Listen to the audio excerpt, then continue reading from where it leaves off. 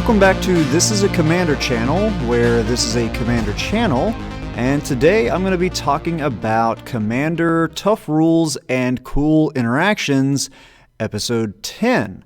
This episode is going to be all about the new Kamigawa Neon Dynasty set that is coming out soon, and this episode will be much more different than those before it, and I hope to do episodes like this for every new set going forward. I'm going to focus less on specific rules from the comprehensive rules of Magic, although when they do come up I will mention their number and list them in the video's description so that you can find them and reference them later. The main focus of this pre-release series is to cover some of the new cards and mechanics featured in the new respective set and clarify how the cards and mechanics work, and also mention some cool cards and mechanics already in Magic that have cool interactions with these new ones. These videos are going to be packed with lots of things, and I'm going to try to talk a little faster than normal so as not to have too long of a video. So let's get started. One of the new mechanics in this set is Reconfigure. I might do a more deep dive video on this mechanic in the future, but for now I just want to clarify what works with it and what doesn't. Reconfigure is an ability for equipment, but it is completely separate from equip. So cards that mention and interact with the equip ability do not apply to Reconfigure, like Leonin Shikari that lets you equip anytime you could cast an instant does not work. However, any cards that interact with equipment do work, like Pure Steel Paladin and Sir Gwyn that give the equip ability to the equipment you control. So you could pay 0 to equip your Blade of the Oni to a knight you control when you have Sir Gwyn out.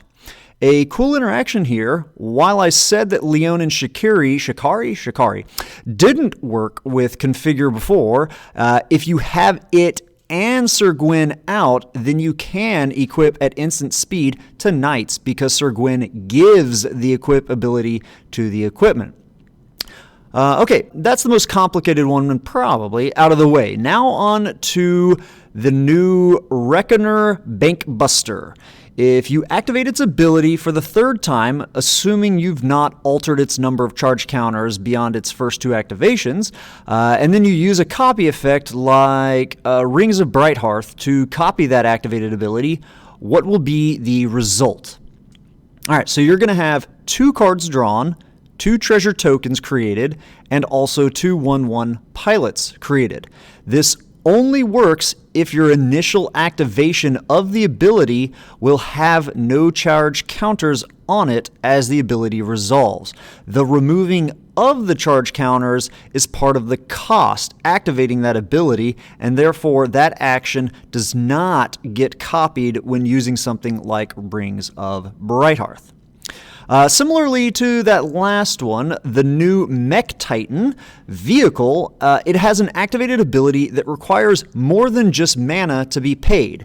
In its case, we wouldn't really want to copy it because the token it creates is legendary, but there is something you will want to be cautious of. Once you activate its ability, you'll have to pay its costs, which includes the 5 mana, but also the exiling of itself and 4 other artifact creatures and or vehicles that you control. This will place the Mech Titan's ability creating the token onto the stack. If you're in a playgroup that frequently runs stifle-like effects, things like counterspells that counter abilities, this can really mess you up.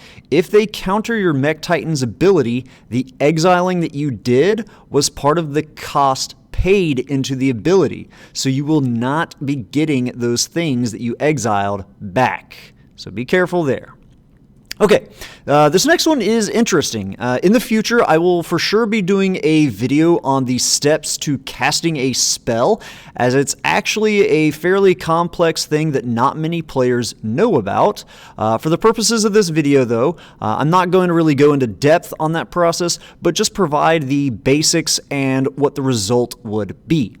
The new card, Reality Heist, says that this spell costs 1 less to cast for each artifact you control, And if you have out treasures that you plan to use to play this spell, there's a neat little trick that you can do to get double value out of those treasures. On a very basic level, when casting a spell in Magic, you lock the cost of the spell in before you actually pay for that spell.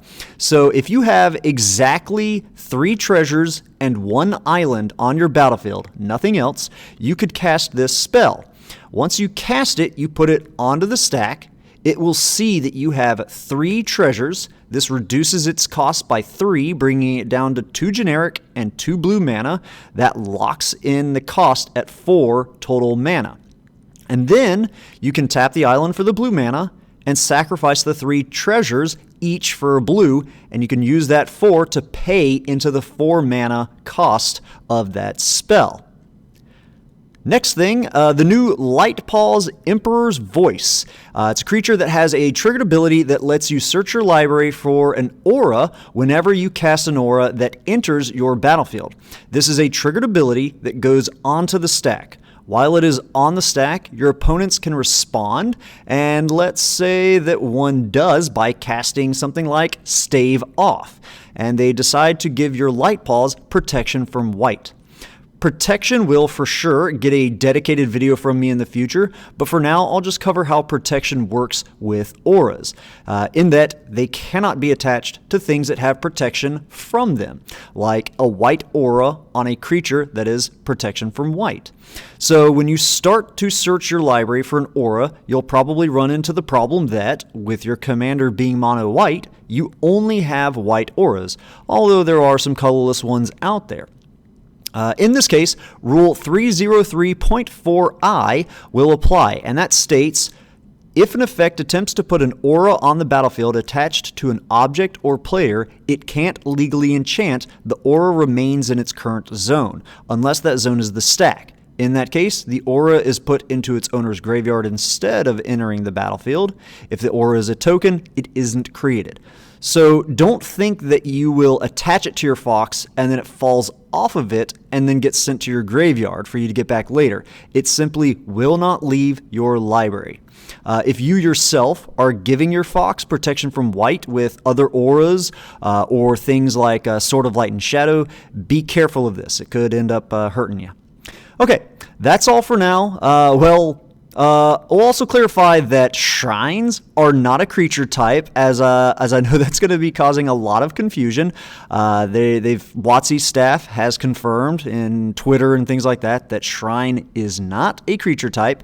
It is a type of enchantment. Therefore, any of you that were planning on using changelings in your shrine decks will be let down if you try to use them in a match. Okay, now that actually is all for now. This was a lot of information, and I didn't even get through all the things that I would like to cover for Kamigawa Neon Dynasty.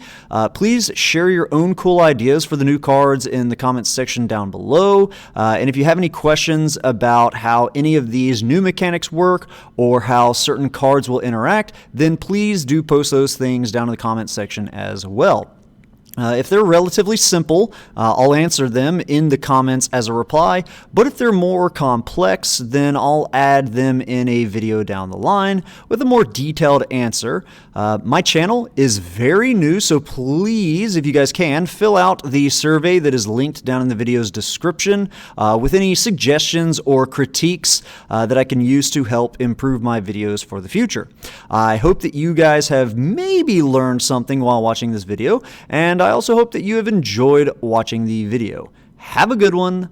Ta-ta.